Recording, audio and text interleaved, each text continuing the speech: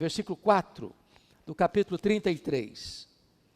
Ouvindo o povo estas más notícias, pôs-se a prantear, e nenhum deles vestiu seus atavios. O que está acontecendo aqui? Que más notícias são essas? As más notícias de que Deus não iria mais com o povo. As más notícias de que Deus mandaria um anjo, enviaria para a terra prometida, mas Deus não iria mais. É necessário perguntar a Deus, o que é que aconteceu, para que a tua glória, para que a tua nuvem, para que a tua presença se retire de nós. Onde foi o ponto que nós falhamos? É preciso voltar a esse ponto. Não adianta seguir sem reflexão. Aqui está o ponto importantíssimo. Os filhos de Israel se arrependeram. Diz o versículo 4, que eles se puseram a prantear. O pecado precisa levar a você e a mim ao choro do arrependimento. É a presença manifesta de Deus. Pode ter a bênção, pode ter a promessa, pode ter anjo, pode ter garantia, pode ter segurança, pode ter proteção, pode ter vitória, pode ter conquista, mas não é isso. É a presença manifesta de Deus.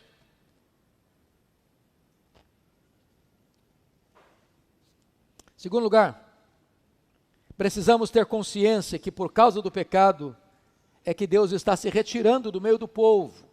Vejam vocês que Deus havia feito milagres. Tirado o povo, conduzido o povo, suprido as necessidades do povo, dado vitórias ao povo. Tudo isso por causa da sua presença. A coluna de nuvem de dia, a coluna de fogo de noite. Deus presente a todo dia, a todo instante, em toda circunstância. Agora a glória de Deus se retira, agora a nuvem se retira, agora Deus não está mais presente. E é preciso saber por que Deus.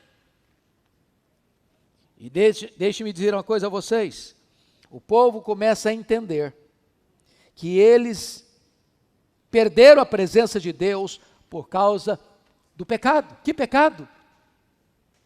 O pecado de substituir Deus por outro Deus. O pecado de corromper o culto divino.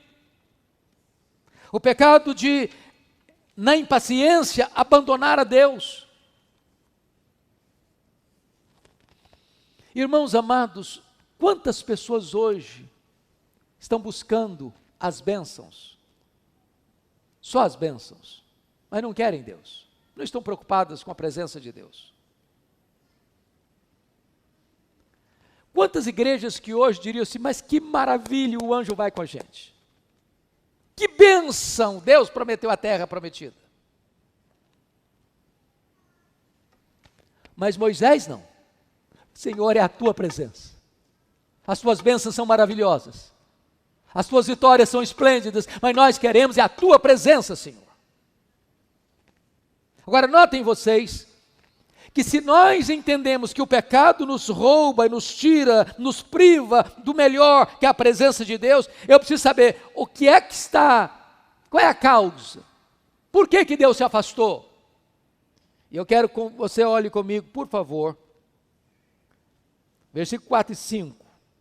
Ouvindo o povo essas más notícias, pôs-se a prantear, e nenhum deles vestiu seus atavios, porquanto o Senhor tinha dito a Moisés, diz aos filhos de Israel, és povo de dura cerviz, e por um momento eu subirei no meio de ti, te consumirei. Tira, pois, de ti os atavios, para que eu saiba o que te hei de fazer. Por que Deus te mandou tirar os atavios?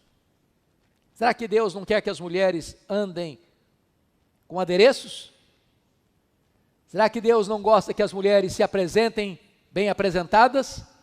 Não, não. Por que tinham tirado os atavios? Porque esses atavios eram a ponte, eram um símbolo da idolatria deles. Eles arrancaram essas argolas das orelhas, e entregaram essas argolas de ouro a Arão, e ele transformou aqueles atavios, aqueles adereços de ouro, num bezerro, diante de quem se prostraram. Quando Deus diz, tira os atavios, arranque os atavios, não use mais os atavios, Deus está dizendo o seguinte, vocês precisam ter coragem de romper com o pecado, radicalmente, não façam concessão, não brinquem com isso,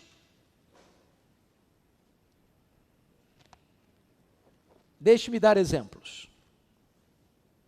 Quando Deus mandou Jacó, depois que ele voltou da terra, lá dos seus pais, onde se casou, Deus disse, olha, vá para Betel. E ele foi para Siquém. Armou tendas em Siquém. Enriqueceu em Siquém. Não vivia em tendas, mas construiu casas permanentes em Siquém. E ali em Siquém aconteceu uma tragédia. Sua filha foi estuprada. Uma chacina na cidade. Sua família está debaixo de sangue criminoso. E Deus disse para Jacó, agora suba para Betel, Jacó, suba. E diz a Bíblia que ele tira as roupas sujas, que ele lava as mãos sujas e sobe para Betel. Para você subir para a presença de Deus, você tem que romper com aquilo que afastou você de Deus. E você sabe o que está afastando você de Deus. Pensa comigo em Elias. Ele está clamando pela restauração da nação de Israel, clamando por chuvas de Deus. A primeira coisa que ele fez, o que é que impediu a chegada das chuvas, foi Baal. Então retira o Baal do caminho. Não adianta trocar Baal de lugar, não adianta dar roupa nova para Baal, não adianta dar outros nomes para Baal. Baal tem que ser retirado do caminho.